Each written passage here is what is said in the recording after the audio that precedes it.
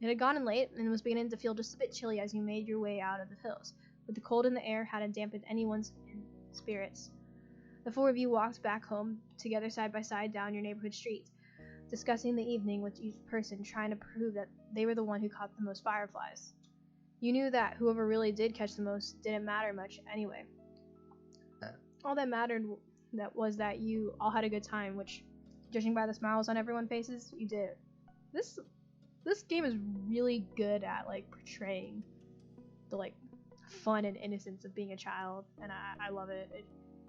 I don't know, like I'll keep saying it. It just makes me so nostalgic. It makes me think about that stuff, and it's fun to think about that stuff. Okay, so we get to do all of them. So I thought like we could only do one. That's why I just picked that one. But I guess we'll just do it in order. Shopping.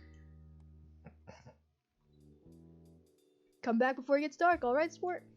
A familiar voice drifted across the street and drew your attention away from the snail you'd been watching inch slowly across the pavement.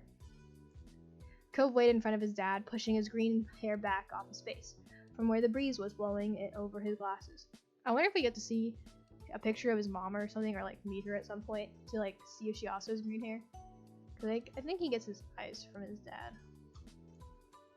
He looked to be paying only a mild amount of attention as he was being handed a few slips of green paper. It reminded you of when you first met Mr. Holden, although he's probably not paying Cove to be friends with himself. Cove's dad seemed to feel your gaze somehow, or maybe you made a noise, because a second later his eyes were on you. He waved you over with a smile. He looked happy to see you, but you still felt a little weird for getting caught. You gotta learn how to be more sneaky. Definitely have been there. You brushed your hands together to free them of sand, then jogged over to the two of them. Good to see you again. What excitement are you up to today, Z? Taking a walk. I found a pretty cool snail across the road. There's lots of snails around here. Mr. Holden grinned at you kindly. After you finished answering the question, Mr. Holden's attention returned to Cove, who was preoccupied with folding the bills he had into a tiny rectangle. Sounds fun. You know Cove was about to hit the stores by the beach. Why don't you go with him? You shrugged. Cove was in the process of making a similar notion. You didn't have anything else to do, and you hadn't been to the stores in a few days. Maybe there was something new to look at. Maybe. Is that okay? I guess. I was going by myself, but I guess it is. You don't have to. Great. I'm sure you guys will have loads of fun. Mr. Holden reached into his pocket and pulled out a leather wallet filled with money. He found it odd since your moms only ever seem to have their cards in there.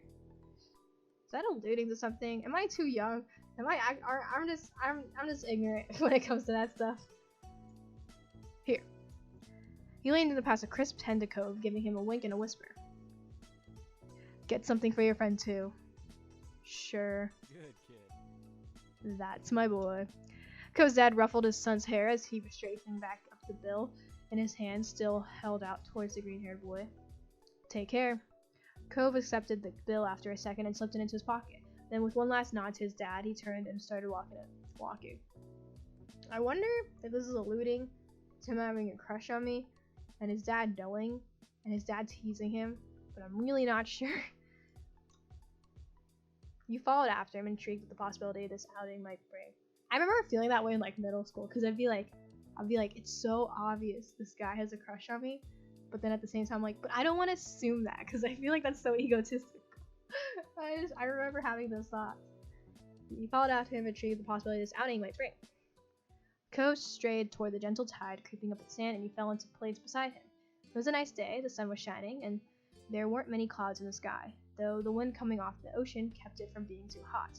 You took in a deep breath, enjoying the scent of salt and ocean air. When you looked at Cove, he was dragging his feet through the sand a little, and you slowed down to wait for him. His eyes searched the ground intently. Are you looking for snails? Are you looking for shells? What is it? He didn't feel the need to ask why.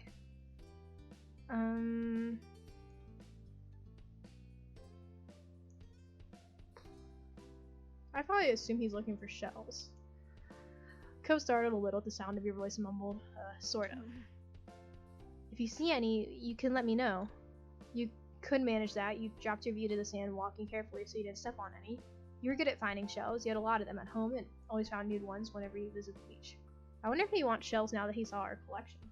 The comforting sound of the waves filled the silence with pleasant white noise, and you played a little game with yourself as you walked along, getting as close to the water as possible without getting wet. It resulted in you having to run up the sand quickly when a wave rushed in more than a few times, and although Cove threw a few glances your way, he didn't say a word. You didn't either. What did you want to go to the shops for? What do you usually do on the beach?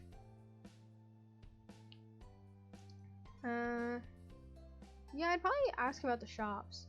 Because usually I'd be like chill in moments like these, but it's like our main mission was to go shopping, so. I need a new sand pail. Yeah, what happened to your old one? Cove narrowed his eyes, seeming to think deeply for a second. It disappeared. What? Really? Cove ducked his head down, lacing his fingers behind his back. It didn't seem like he was going to continue, so he nudged his arm. How did that happen? Well... Cove opened his mouth and shut it again, considering. I took it to the beach one day. Uh-huh. When I got home, it wasn't anywhere. You left it there? Nope. It wasn't at the beach when I went back. Then you lost it. It disappeared. So... What about you? What do you do out here? I don't come to the beach. I like swimming. I like looking at fish. I like to build sand houses and nothing. I'd probably pick swimming. I like swimming. Cove's lips curled up in a small smile. Me too. It occurred to you that you hadn't been swimming in a while? There was just so much to do before school started up again, and so little time. Once you reached the shopping area, the noise level grew exponentially. No longer just waves and footsteps, but the chatter of people enjoying the lovely summer day, the call of birds trying to find bits of food left behind, and lots of salespeople trying to get attention. You sniffed the air as you walked beside Cove. You could still smell the ocean, but there were other scents now too. Pizza, pretzels, hot donuts. It's nice. It's not very nice. It's alright. It's nice. The energy surrounding the area seemed to fill you, and there was a bounce in your step as you began looking at all these familiar sights. There were so many things to do, you didn't know where to begin. You looked at Cove, hoping he was just as excited as you were.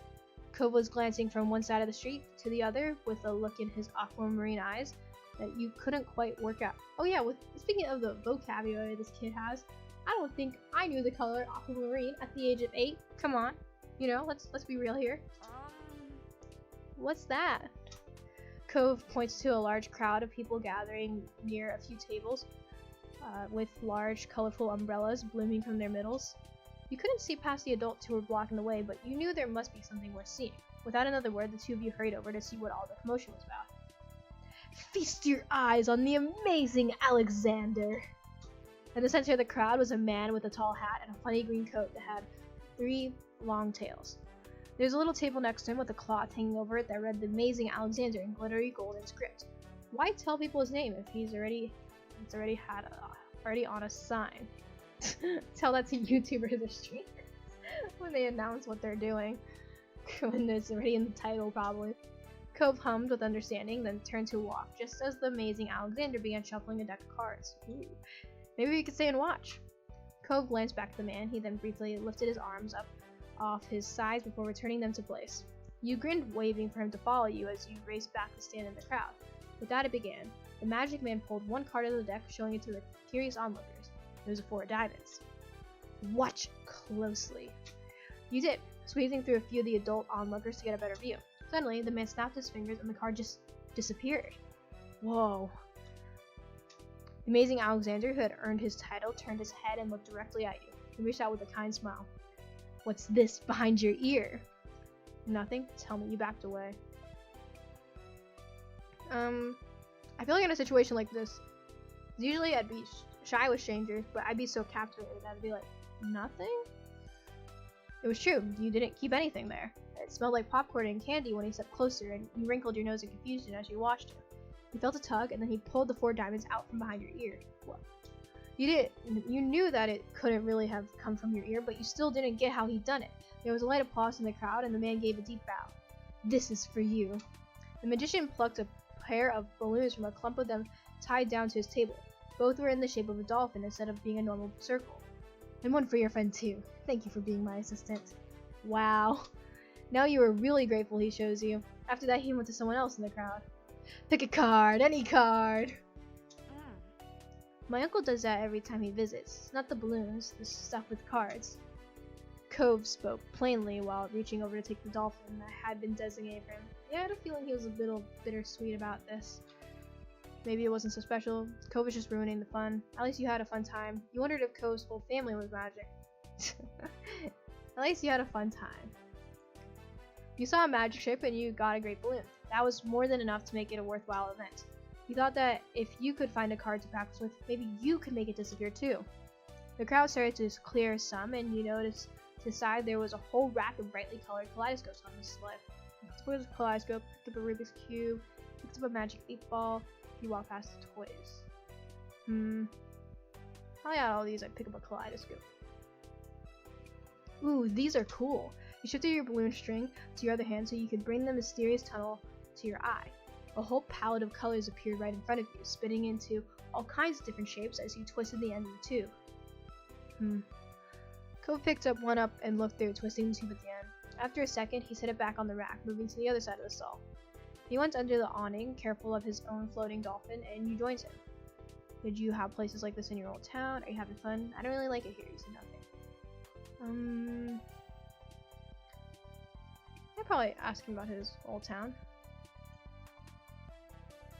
Cove blinked at you for a moment, and you wondered if you shouldn't have asked. You know how much he missed that place. Not really. You nodded understanding, looking over at the stalls nearby. Oh, those look adorable. I probably want the crab. Or maybe the shark. While Cove looked at sand pails, you were drawn to a table with colorful keychains laid on it.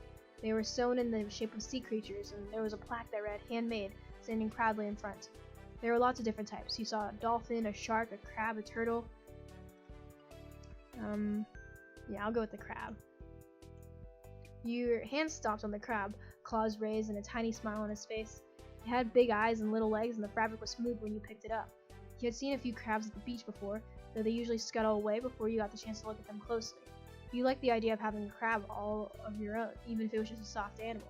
You were instantly enamored. Checking the price, though, your heart fell. $6. You didn't know how much about money, but you thought that was a lot to spend on one thing. Yeah. You really had more than $5 bill to your name. What happened to the $20 bill that man gave us? How? A kid should not spend that all in one place, right?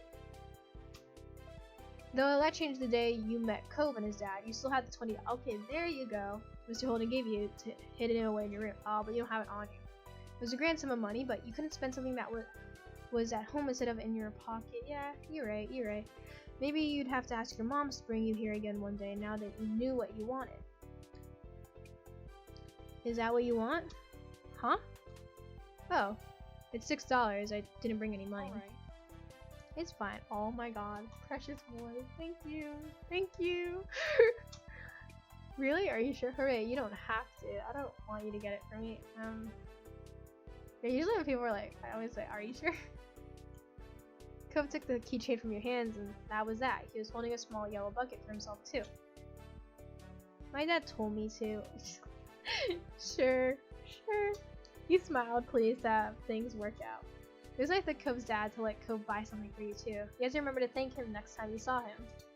Oh, what a sweet kid to remember that. I probably wouldn't. After Cove paid, the two of you stepped out of the store side by side. Your balloon dolphins knocking together and spiraling around in the air. You watched Cove hold up his new pail to his face, examining it thoroughly. Hey, Cove. Oh wait, what did it self? Cove. Oh no. Self-voicing disabled. I forgot about that button. Oh, that was an accident. I'm pressing spacebar. Yeah? Your dad gives out a lot of money, huh? I like this keychain. Never mind. I feel like as a kid I wouldn't really even think about it. Like as I get older probably. Like the money part, but I'd probably go with I really like this keychain. Thank you. Cove shrugged, looking at the sea creature with impassive eyes. Cove looked further down the streets where different food carts were lined up. He rested his non-cast arms over his stomach, and just as he did, yours let out a light growl. You hadn't eaten since breakfast, and after all this wandering around, you were definitely ready for some lunch. Let's get some food. Yeah. You two wandered around a short while, looking at all the delicacies that were available. Everything looked delicious, and as the different smells, both sweet and salty, wafted over to you, your stomach growled even louder. After passing up hot dogs, snow cones, ice cream, and pizza, you both agreed on pretzels. I guess, yeah, sure. Cove got something sweet and cinnamony. Oh, that was a hard word. Cinnamony. It's like anemone. And you